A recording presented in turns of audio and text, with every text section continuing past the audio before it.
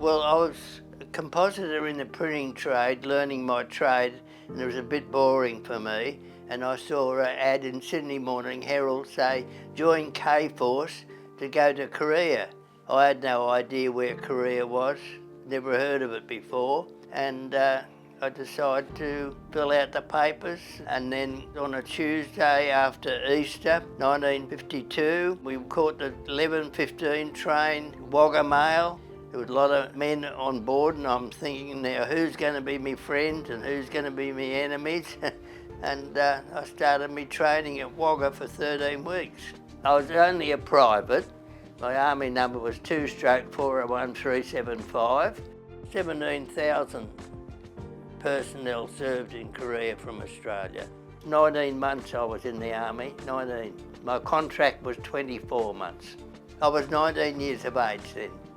Well, this slouch hat was issued to me to go to Korea, join the army and everything, and proudly wore it, and this is the one I had the whole time.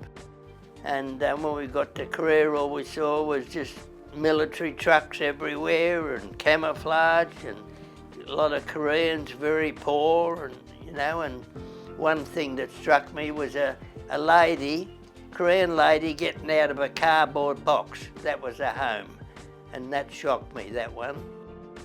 We landed in Korea about the middle of March, and it wasn't until first week in May that I went to the front line, a place called Camp Casey. I just knew that I was doing a job and I had to do it, and we were under the United Nations to try and make sure that China and North Korea wouldn't take over the whole Korean peninsula.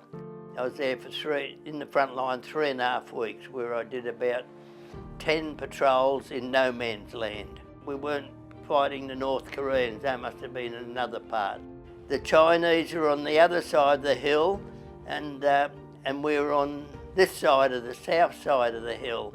Nobody did patrols during the day because the enemy could see you, but every night we used to do patrols where we'd just go down and sit in the valley and listen, and some of them were fighting patrols to try and capture a Chinese enemy, but you were high-strung and nervous and everything, and you had to expect what anything happened, everything. There was a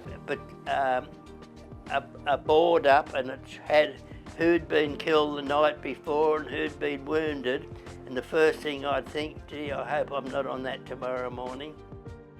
On the 28th of May, the Chinese would look like they're going to put an attack in and try and take the whole front line. In the middle of the night, they said a patrol had been missing. Maury Sharp, my mate, we got on so well together. Maury says, I'm going down the minefield to look for Jack Ash. And me and my squeaky voice, can I come with you? As we're walking along, I saw a box lid on the ground which says danger mines. I said to Maury, we're okay, there's a minefield down there. But we didn't realise that we were already in the minefield looking at the outside fence. One of us tripped the landmine up, and the landmine exploded. We were both thrown to the ground, wounded, and I was in the hospital for a month. Shrapnel was in this arm, and my hand was like that, and I didn't think it'd ever work. And after 1 month, oh, look, it's moving. Then now today, this hand is stronger than that one.